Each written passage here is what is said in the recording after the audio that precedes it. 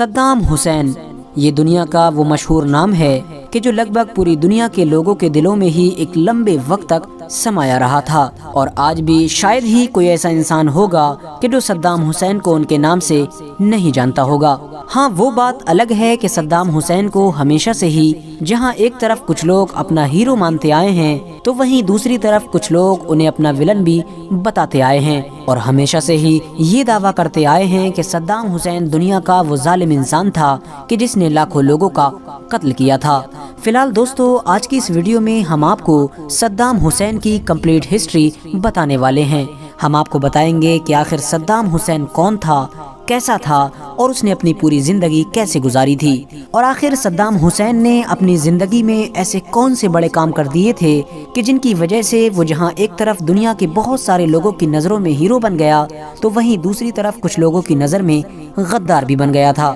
ساتھ ہی ساتھ آپ کو یہ بھی بتائیں گے کہ آخر امریکہ نے صدام حسین کو پھانسی پر کیوں چڑھایا تھا۔ دوستو، صدام حسین کی پیدائش 28 اپریل 1937 کو عراق کے گاؤں جس کا نام تکرت تھا اس میں ہوئی تھی۔ جس فیملی میں صدام حسین کا جنم ہوا تھا وہ کافی غریب فیملی تھی۔ صدام حسین کے فادر یعنی والد تو ان کے اس دنیا میں آنے سے پہلے ہی اس دنیا کو الوداع کہہ چکے تھے، اور ان کی پیدائش کے فوراً بعد ہی ان کے ایک بڑے بھائی جو لگ بھگ 5 سال کے تھے وہ بھی کینسر کی وجہ سے اس دنیا کو الوداع کہہ گئے، یعنی بچپن میں ہی صدام حسین کے سر سے ان کے پتا کا سایہ اٹھ چکا تھا۔ اپنے شوہر اور اپنے ایک بیٹے کی موت کا صدمہ برداشت نہ کر پانے کی وجہ سے صدام حسین کی ماں بھی اب ڈپریشن میں رہنے لگی تھی، جس کی وجہ سے اب دھیرے دھیرے صدام حسین کا پورا بچپن ہی لڑکھڑا گیا تھا۔ بعد میں بھلے ہی صدام حسین کی ماں نے دوسری شادی بھی کی تھی، لیکن یہ دوسری شادی صدام حسین کے لیے ذرہ برابر بھی فائدہ مند ثابت نہیں ہوئی، بلکہ صدام حسین کی تو اپنے سوتیلے باپ سے ایک لمحے کے لیے بھی نہ بن سکی تھی۔ دوستو، اتہاسکار لکھتے ہیں کہ صدام حسین بچپن سے ہی تنہا رہنا پسند کیا کرتا تھا، اور صدام حسین بچپن سے ہی دوسرے بچوں سے کہیں الگ تھا۔ صدام حسین جب تھوڑے سے سمجھدار ہوئے تو انہوں نے اپنی ہائر ایجوکیشن کے لیے عراق کی راجدھانی بغداد جانے کا فیصلہ کیا۔ دوستو، آپ کو بتاتے چلیں یہ وہ دور تھا کہ جب عراق میں برٹین کا بول بالا تھا، کیونکہ دوستو یہ بات تو ہم سبھی جانتے ہیں کہ برٹین نے لگ بھگ آدھی سے بھی زیادہ دنیا پر ایک وقت میں حکومت کی تھی، اور اس نے ہر اس جگہ کو لوٹا تھا کہ جو جگہ اپنے دور میں امیر ہوا کرتی تھی، اور بدقسمتی سے ان جگہوں میں ہمارا دیش بھارت بھی شامل تھا۔ لیکن سیکنڈ ورلڈ وار کے بعد جب انگریز حد سے زیادہ کمزور ہو گئے تھے تو انہیں بہت سارے دیشوں کو چھوڑ کر بھی جانا پڑا تھا، لیکن انگریز بھلا عراق کو کیسے چھوڑ سکتے تھے، کیونکہ عراق تو ایک ایسا دیش تھا کہ جو تیل نام کی قدرتی نعمت سے مالا مال تھا۔ انگریزوں نے مجبوری میں عراق دیش سے اپنی حکومت تو ختم کر لی تھی، لیکن عراق کے تیل پر ہمیشہ اپنا قبضہ بنائے رکھنے کے لیے عراق دیش کی حکومت عراق میں ہی رہنے والے ایک ایسے شاہی خاندان کے ہاتھ میں دے دی تھی جو کہنے کو تو عراق کا تھا لیکن پوری طرح سے انگریزوں کے اشارے پر ہی کام کیا کرتا تھا۔ دھیرے دھیرے عراق میں رہنے والے لوگوں کو اس بات کا احساس ہو چکا تھا کہ حکومت میں بیٹھے ہوئے سارے ہی لوگ انگریزوں کے اشارے پر کام کرتے ہیں، اسی لیے وقت وقت پر عراق میں اس شاہی خاندان کے خلاف پروٹیسٹ ہوتے رہتے تھے، اور وقت کے ساتھ ساتھ عراق میں یہ مانگ بھی تیز ہوتی جا رہی تھی کہ اس حکومت کو ہٹا کر ایک ایسی حکومت قائم کی جائے کہ جو عراقیوں کی ہو، یعنی حکومت وہ فیصلے کرے جو عراقی چاہتے ہوں، نہ کہ وہ فیصلے کرے کہ جو لندن میں بیٹھ کر انگریز چاہتے ہیں۔ دوستو، صدام حسین بھی حکومت کے خلاف ہونے والی اس طرح کی ریلیوں میں ہمیشہ شامل ہوا کرتے تھے۔ وہ کوئی بھی ایسا موقع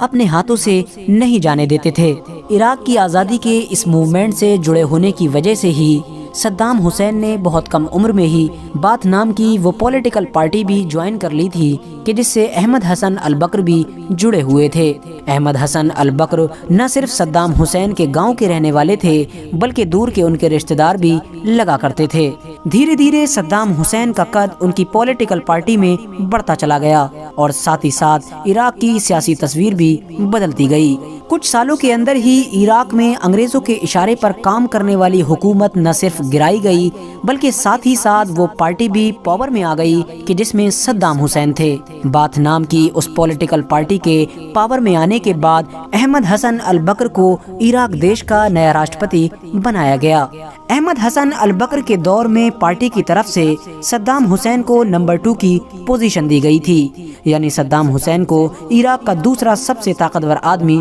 بنایا گیا تھا۔ مگر حیرانی کی بات یہ ہے کہ اس دور میں عراق کے راشٹرپتی بھلے ہی احمد حسن البکر تھے، لیکن پوری سرکار صدام حسین ہی چلایا کرتے تھے، اور احمد حسن البکر سے زیادہ شہرت صدام حسین کی ہو چکی تھی۔ صدام حسین کی اجازت کے بغیر عراق دیش میں کوئی بھی چھوٹے سے چھوٹا یا بڑے سے بڑا فیصلہ نہیں لیا جا سکتا تھا، یعنی صدام حسین اسی دور سے ہی عراق دیش کے اگھوشت راشٹرپتی بن چکے تھے۔ اس دور میں ہی صدام حسین نے عراق دیش کے لیے کچھ ایسے فیصلے لیے کہ جنہیں آج تک نہیں بھلایا جا سکتا ہے۔ صدام حسین نے عراق دیش میں موجود سارے تیل کو عراق کی گورنمنٹ کے انڈر میں لے لیا تھا، جس کی وجہ سے اب گورنمنٹ کی آمدنی بڑھ گئی تھی۔ آمدنی بڑھنے پر اس سارے پیسے کا استعمال عراق کے ڈیولپمنٹ پر کیا گیا۔ صدام حسین نے اس دور میں نہ صرف عراق میں اچھے کالجز، ہاسپٹلز اور اسکولز کھولے، بلکہ ساتھ ساتھ اچھی سڑکوں کا بھی انتظام کیا۔ بجلی پانی کی وہ ساری پریشانیاں دور کی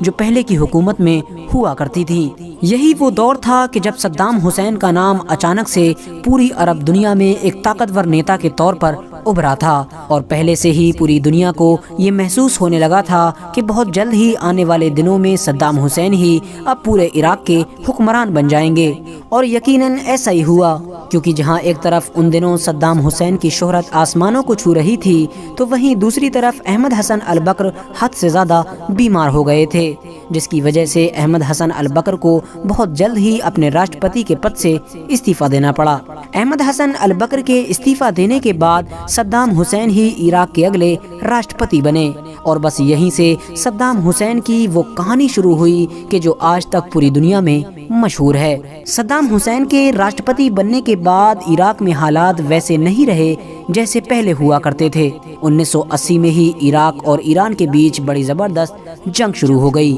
یہ جنگ 1 یا 2 سال نہیں بلکہ لگاتار 8 سال تک جاری رہی۔ جنگ ختم ہونے کے بعد دونوں دیشوں میں سے بھلے ہی کسی بھی دیش کو کوئی خاص فائدہ تو نہیں ہوا، لیکن نقصان حد سے زیادہ ہوا۔ دونوں ہی دیش پوری طرح سے مالی طور پر حد سے زیادہ کمزور ہو چکے تھے، اور اس جنگ میں لاکھوں لوگوں کو اپنی جان بھی گنوانی پڑی تھی۔ اور حیرانی کی بات یہ ہے کہ عراق اور ایران کے بیچ ہونے والی اس جنگ میں بہت سارے دیشوں کے ساتھ ساتھ امریکہ بھی عراق یعنی صدام حسین کو ہی سپورٹ کر رہا تھا، اور اس جنگ میں امریکہ نے صدام حسین کی مالی مدد کے ساتھ ساتھ اور بھی کئی طرح سے مدد کی تھی۔ 1988 کے بعد عراق اپنی پرانی جنگ کے نقصان سے ابھی ابھر بھی نہیں پایا تھا کہ صدام حسین نے کویت پر حملہ کرنے کا آرڈر جاری کر دیا، اور کچھ وقت کے اندر ہی عراق کی فوج نے پورے کویت پر قبضہ کر لیا۔ صدام حسین کے کویت پر حملہ کرنے کے پیچھے کئی وجہ بتائی جاتی ہیں۔ بتایا جاتا ہے کہ کویت نے اس دور میں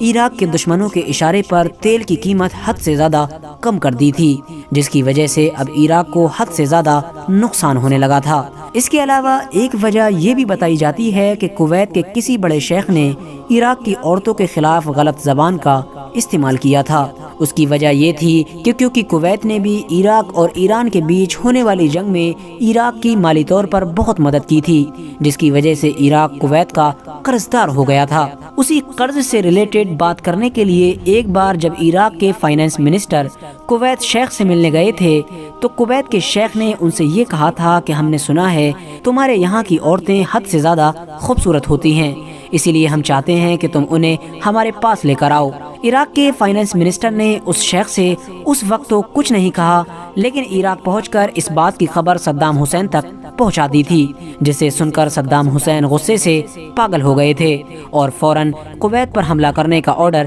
جاری کیا تھا۔ فی الحال دوستو، صدام حسین کے کویت پر قبضہ کرنے کی وجہ جو بھی رہی ہو، لیکن یہ قبضہ صدام حسین کے لیے خطرناک ثابت ہوا، کیونکہ صدام حسین کے کویت پر قبضہ کرنے کے بعد سارے ہی عرب ملک ایک جٹ ہو کر صدام حسین کے خلاف کھڑے ہو گئے تھے، یہاں تک کہ وہ امریکہ بھی اب کھل کر عراق کے سامنے آ چکا تھا کہ جو ابھی تک عراق کا दोस्त माना जाता था اور یہیں سے صدام حسین اور امریکہ کی دشمنی کا آغاز ہوا تھا، اور کچھ دنوں کے بعد ہی امریکہ اور بہت سارے عرب ملکوں کی سپورٹ سے کویت سے عراق کی فوج کو باہر نکال دیا گیا۔ دوستو، کویت بھلے ہی آزاد ہو گیا تھا، لیکن صدام حسین اور امریکہ کے بیچ جو دشمنی شروع ہو چکی تھی وہ تھمنے کا نام نہیں لے رہی تھی، بلکہ دن بدن اور زیادہ خطرناک ہوتی جا رہی تھی۔ زیادہ تر لوگوں کا یہی ماننا ہے کہ کویت پر قبضے کے بعد امریکہ کو یہ ڈر ستانے لگا تھا کہ صدام حسین حد سے زیادہ طاقتور ہوتا جا رہا ہے، جس کی وجہ سے صدام حسین کو کنٹرول کرنے کے لیے صدام حسین پر حد سے زیادہ دباؤ بنانا شروع کر دیا تھا۔ اس کے علاوہ صدام حسین سے امریکہ کی دشمنی کی ایک وجہ یہ بھی بتائی جاتی ہے کہ کیونکہ امریکہ یہ چاہتا تھا کہ صدام حسین بھی دوسرے عرب دیشوں کی طرح ہی اپنے دیش کے تیل کا سارا سسٹم ہمارے حوالے کر دے، یعنی ہمارے دیش کی کمپنیز ہی دوسرے عرب دیشوں کی تیل کی طرح ہی عراق دیش کے تیل کے ریٹ بھی خود فکس کریں۔ لیکن صدام حسین امریکہ کی یہ بات کسی بھی حالت میں ماننے کے لیے تیار نہیں تھے۔ ان کا یہ ماننا تھا کہ عراق میں موجود سارا تیل عراق کے لوگوں کے لیے رب کی طرف سے ملا ہوا ایک تحفہ ہے، جس کا میں کسی بھی حال میں سودا نہیں کر سکتا ہوں۔ صدام حسین اور امریکہ کے بیچ کی یہ کہانی ابھی چل ہی رہی تھی کہ انہی دنوں امریکہ میں وہ خطرناک حملہ ہو گیا کہ جسے آج ہم 9/11 کے نام سے جانتے ہیں، جس میں ہزاروں لوگوں کو اپنی جان گنوانی پڑی تھی۔ امریکہ نے اس حملے کا ذمہ دار سیدھے طور پر صدام حسین کو ٹھہرایا اور صدام حسین پر یہ الزام لگایا کہ صدام نے عراق دیش کے اندر کچھ ایسے کیمیکل ہتھیار چھپا کر رکھے ہیں جو پوری دنیا کے لیے خطرناک ثابت ہوں گے۔ لیکن صدام حسین نے اس الزام کو سرے سے ہی نکار دیا تھا، اور صدام حسین کا یہ کہنا تھا کہ میرے ہوتے ہوئے عراق میں کبھی آتنکواد پنپ ہی نہیں سکتا ہے۔ لیکن امریکہ صدام حسین کی کوئی بھی بات ماننے کے لیے تیار نہیں تھا، اور وہ ہر حال میں صدام حسین سے اپنا پیچھا چھڑانا چاہتا تھا۔ اسی لیے امریکہ نے 2002 میں صدام حسین کا یہ مدعا یونائٹڈ نیشن میں اٹھایا، جس کے بعد یہ طے کیا گیا کہ یونائٹڈ نیشن کی طرف سے پوری ایک ٹیم بھیجی جائے گی جو عراق میں جا کر اس بات کی تفتیش کرے گی کہ واقعی عراق کے اندر ایسے ہتھیار موجود ہیں یا نہیں ہیں۔ آخرکار 2002 میں ہی یہ پوری ٹیم عراق پہنچی، اور بڑی لمبی چھان بین کے بعد بھی اس ٹیم کو ایسے کوئی ہتھیار نہ مل سکے کہ جن کے بارے میں امریکہ نے دعویٰ کیا تھا۔ یونائٹڈ نیشن کی طرف سے بھی یہ اعلان کر دیا گیا کہ عراق کے اوپر جو الزام لگائے گئے تھے وہ غلط ثابت ہوئے ہیں، لیکن امریکہ ابھی بھی کسی کی بات سننے کے لیے تیار نہیں تھا، اور آخرکار جنوری 2003 میں امریکہ نے یہ اعلان کیا کہ ہم صدام حسین کے سامنے 2 شرطیں رکھتے ہیں۔ پہلی یہ کہ صدام حسین ان سارے کیمیکل ہتھیاروں کو باہر نکال دیں جو انہوں نے چھپا کر رکھے ہیں، اور دوسری یہ کہ ان ہتھیاروں کو نکالنے کے بعد وہ خود بھی عراق دیش کو چھوڑ دیں، ورنہ ایسا نہ کرنے پر امریکہ بہت جلد ہی عراق پر حملہ کر دے گا۔ فروری 2003 میں صدام حسین نے ایک پریس کانفرنس کی، جس میں ایک بار پھر سے ان سارے الزاموں کو نکار دیا کہ جو امریکہ کی طرف سے لگائے جا رہے تھے، اور صدام حسین نے یونائٹڈ نیشن کی اس ٹیم کا بھی حوالہ دیا جو پہلے ہی عراق کا دورہ کر چکی تھی اور اسے کسی بھی طرح کے کوئی ہتھیار ہاتھ نہ لگ سکے تھے۔ اس کے بعد صدام حسین نے کہا کہ امریکہ بلا وجہ ضد پر اڑا ہوا ہے، اور ہم بھی اس کی دونوں شرطیں ماننے سے انکار کرتے ہیں، اور عراقی کبھی بھی کسی کے سامنے نہیں جھکیں گے